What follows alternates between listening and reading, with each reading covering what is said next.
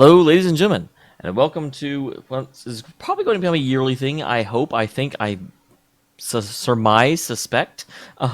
This is going to be my top and bottom 5 games of 2018. Couple of ground rules before we get started.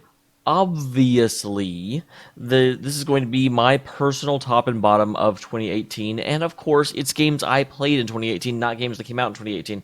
I don't play a lot of games at release, so it would be a very short list if I had to pick games I both played and were released this year. It would not work well. Additionally, I am only counting games that have a single-player mode that I played all the way through. It's not, obviously, when I was hanging out with different people, I might, I think at one point this year I played Fortnite for like twice and did not like it. But Fortnite is not going to be on my bottom 5 games because you get to a point where you can't really compare because the games are so different. Similarly, for that reason, I'm not going to actually be including the Scott Watson test. Or Watson-Scott test, or whatever it's called, because there's not really a plot to it. So, I don't think it's a really fair comparison, if that makes sense. But, games I am considering is any game that had a single-player mode that I got all the way through. If there is a game like, say, Tales of Xillia 2, I will be considering it as part of the year that I finished it. So even if there's a game that I was, at 3 episodes before the finale, when the year ended, I won't consider it until the next year. Because, obviously, you gotta go with the year you beat the game, not the year you started it. How does that make any sense? So, without further ado, the 5th worst game of 2018 is Rise of the Tomb Raider. This game hurt me a little bit to put on the list, because, in all honesty, it's hardly crap at all. It's more than anything, I was actually really excited to play Rise of the Tomb Raider, but the big problem I had is that it was just so banal and expected, if that makes sense. There wasn't any joy in playing the game, and you kind of need to have joy in a game like this. Whenever I went to go put it on stream, I was really excited to do so because the Tomb Raider reboot was like the first game I streamed when I started streaming again. So it seemed kind of complete. It's like, okay, we'll get back to Tomb Raider. And Rise of the Tomb Raider has almost nothing to do with the game that came before it, despite ostensibly being a sequel. None of the characters except for Lara Croft herself show up. There's this whole thing with her dad that wasn't mentioned previously. There's this whole thing, I became an archaeologist in order to hunt this down. I'm like, well, last game you became an archaeologist for this other reason. What's going on? It sort of seemed like checking boxes, but this is a Tomb Raider game. And the controls were still tight. The game was still competent. It just wasn't fun. It wasn't a good game.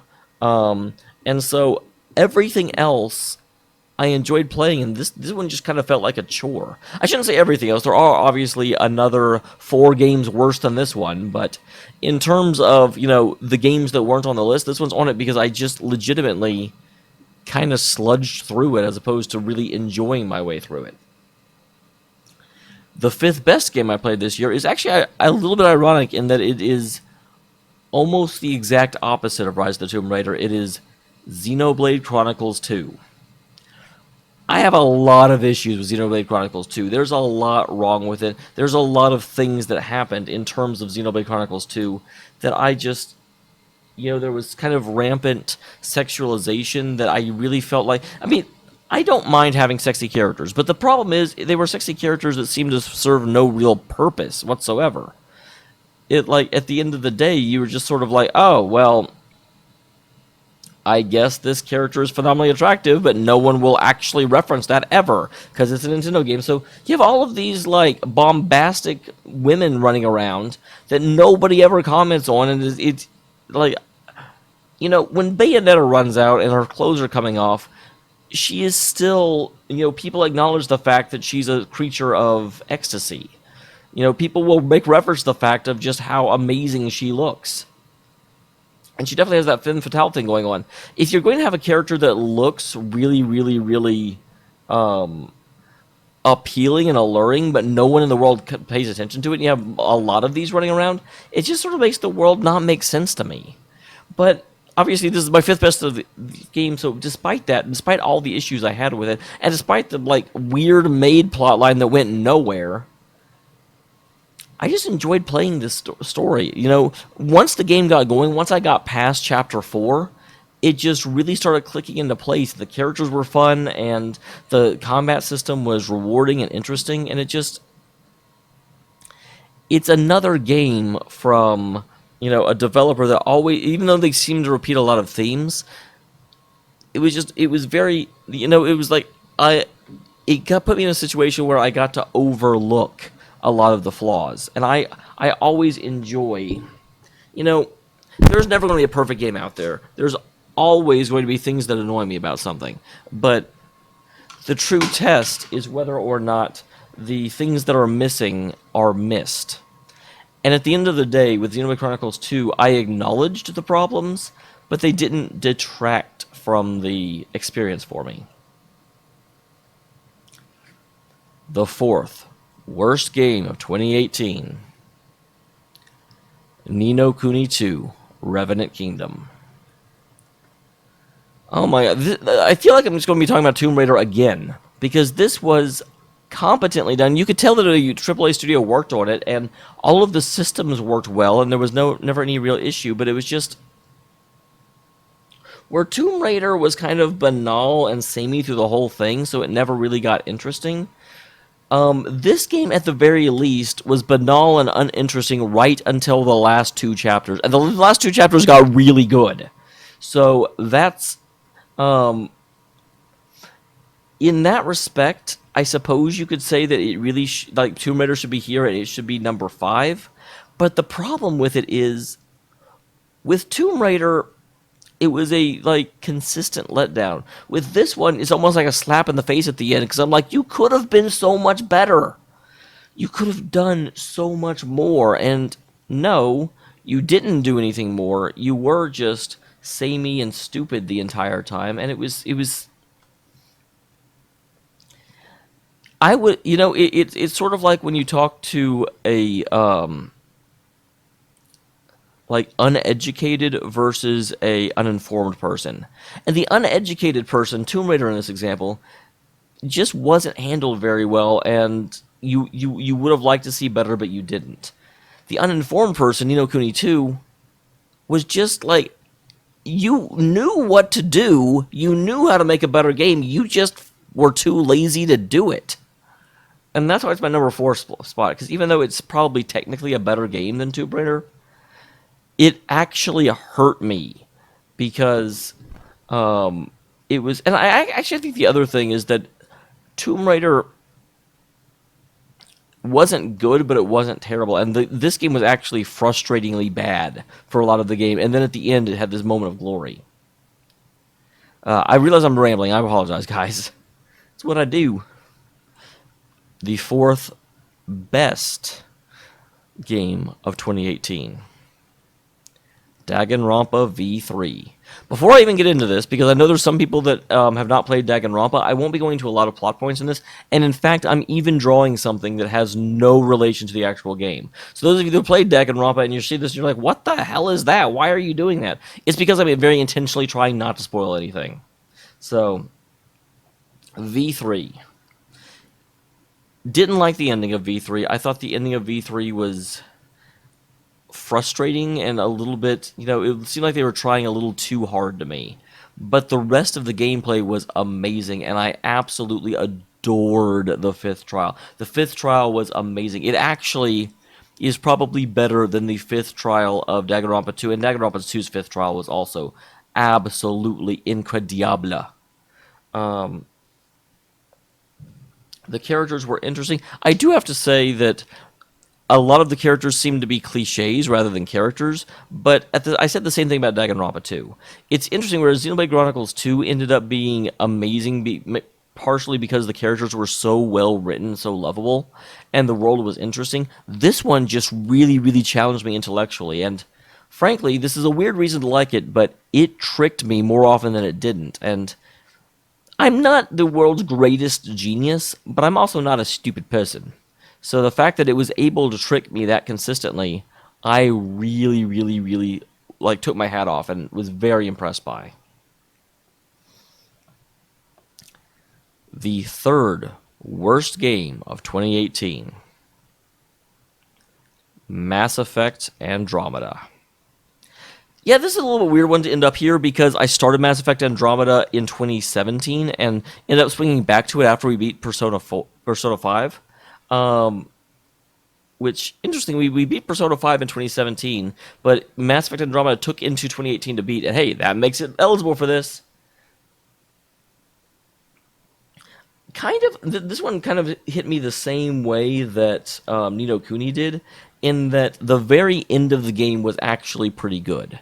The storyline missions were pretty okay, but my god, the big problem they had is that they sold us on a promise of being able to, unite all of these different cultures and tribes and, be able to move forward diplomatically, and they just could not deliver on it.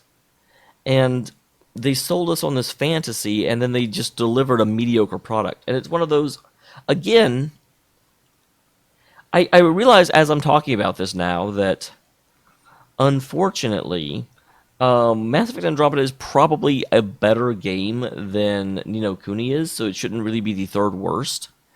But Ni no Kuni was advertised as being another game in the Ni no Kuni series, and it delivered on that. It was cutesy, it was straightforward, it was frankly a better game than I thought it was going to be. It just ended up being too cheesecake for me, and I did not enjoy playing it. But I got about what I expected to out of a Ni no Kuni game. I did not get what I was expecting out of a Mass Effect game. I wanted to go in. I wanted to see different cultures. I wanted to really explore the world and the galaxies. I wanted a quest where there was a lot of different options, and the game changed as I went forward. And I didn't get any of that. I got 2 new races, and one of them was really just a augmented version of the other one. I got I got significantly less races than I had previously. It was ridiculous. It was bad. I wasn't happy about it, if you can't tell. You can probably tell. I'm not being super subtle about it. The third best game of 2018. Bloodborne. This surprises the hell out of me. I did not expect to like Bloodborne as much as I did, but I have absolutely fallen in love with this series. Well, series is a bad term. There's only one game in it, but I did not think I would like Dark Souls, and I really adore Dark Souls now. Well, I assume. I haven't actually played it yet, but I really just... The way that they do storytelling in Bloodborne is astounding, because they don't beat you over the head with it. They very simply will go forward and drop little snippets around, and if you really sit down and you pay attention, there's a really interesting story buried in there. But they don't spend your time with cutscenes. They're like, no, this is a game about going in there, having fast reflexes. We're not going to bog it down with a story mode that some people may not care about, and they don't. And it's fantastic. It makes me super happy to play and super happy to run into. It's just a good experience, and that's all I want, guys. I want to have a lot of fun with games. I went through. I think I played through I played through Bloodborne 3 times, and it's really funny because after you finish the first time, you go back and then you're a lot better against the bosses, and you feel really amazing. And it's an execution based game, not a level based grinding based game, and that's exactly what the whole Twitch thing is for. So let me play different types of games instead of RPGs all the time, because it's just refreshing. I love Bloodborne. In March, there's going to be another of the series coming out, or not really the Bloodborne series, but called like Senryu, and I am super interested in that too. I'm playing it the day it launches, I guarantee it. Really excited. Second worst game of 2018. Secret of Mana Remake. This one, I did not want to be on the list, but my god, it deserves it. This one really dropped the ball hard. Secret of Mana, everyone says it's one of the great RPGs of the SNES era, and when they made the HD remake of it, they didn't really stay true to that. They added a bunch of seemingly random stuff to it that didn't really contribute to anything. I don't even know what to talk about what they did. They the game was unstable. I think it crashed on me 4 or 5 times as I was playing it. I didn't really care about the characters. Um, and again, I think it might be because they were voice acted and the voice acting was annoying and kind of grating.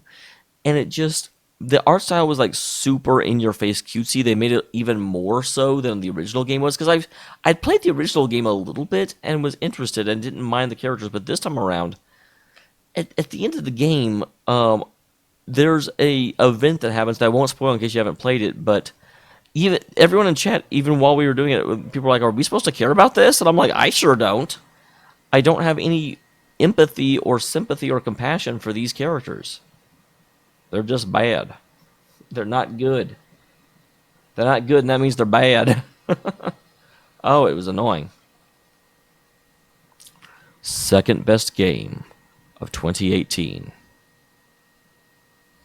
Yakuza 0.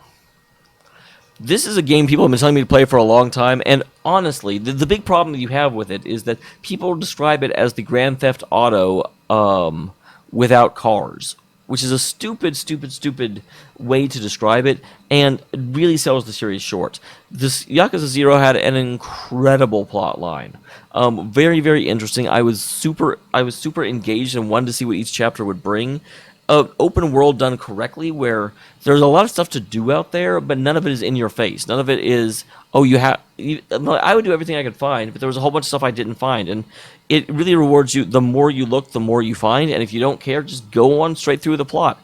The plot is really interesting. I did not think I would enjoy a game that was actually English subtitles with Japanese language as much, but it really fit the way the game was presented.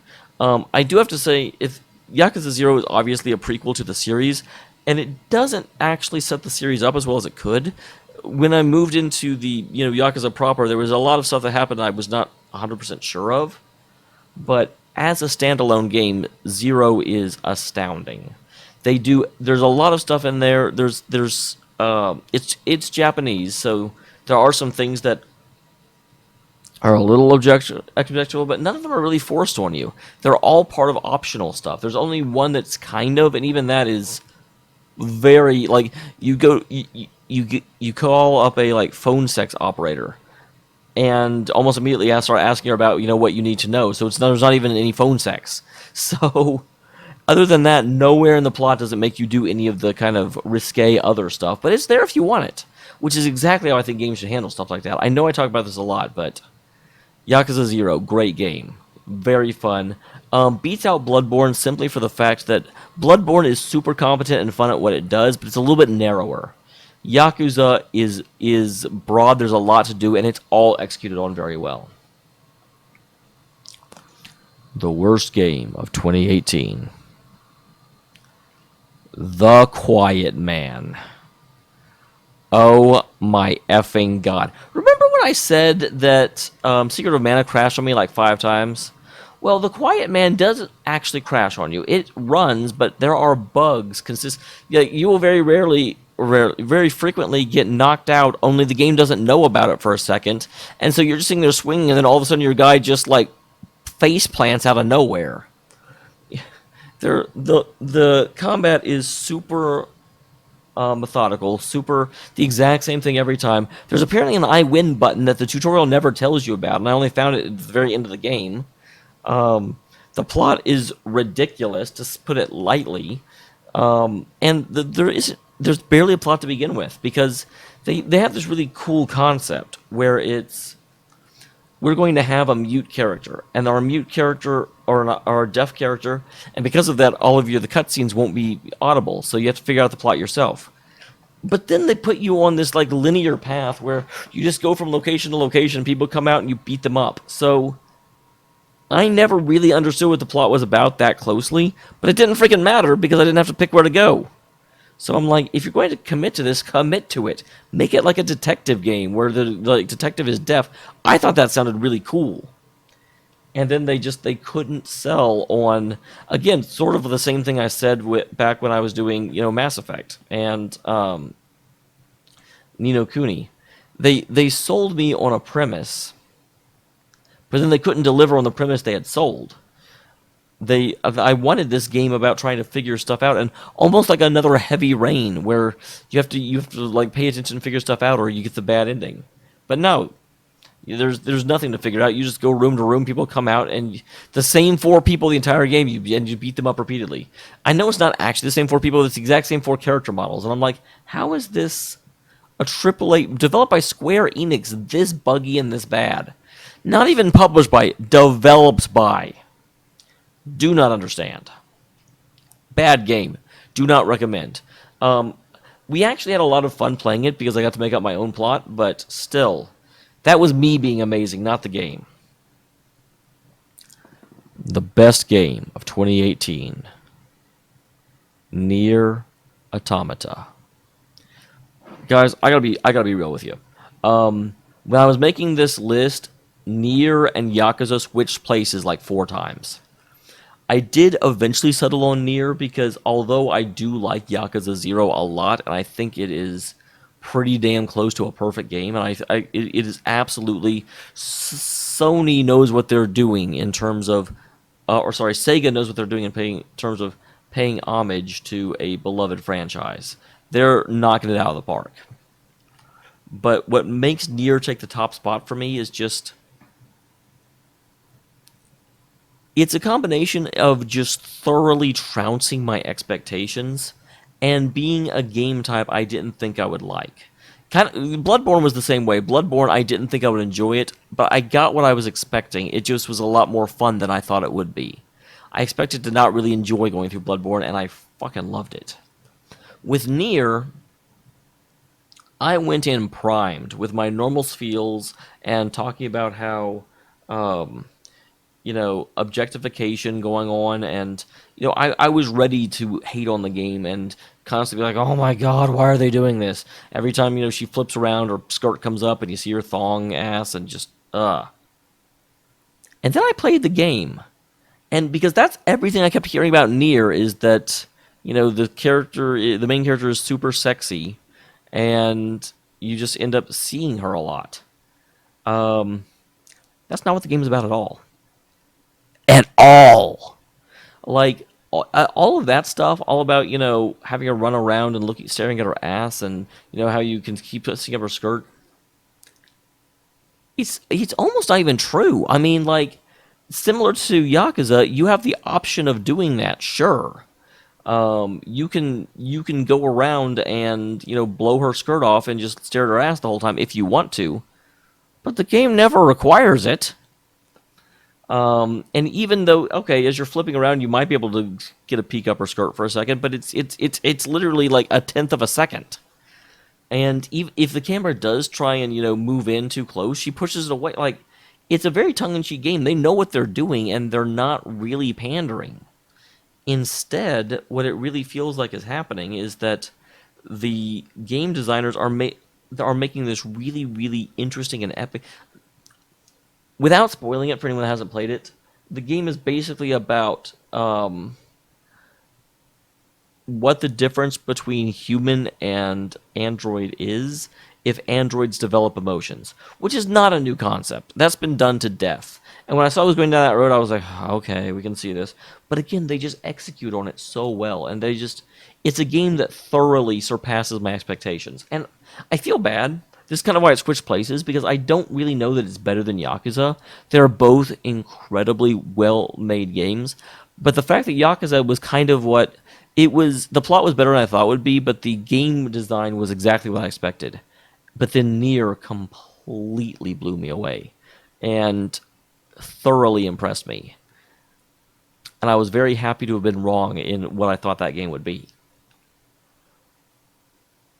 So that's my list. I do realize I'm being a little bit arbitrary in it. There's some games that I probably ranked lower than they really deserved just because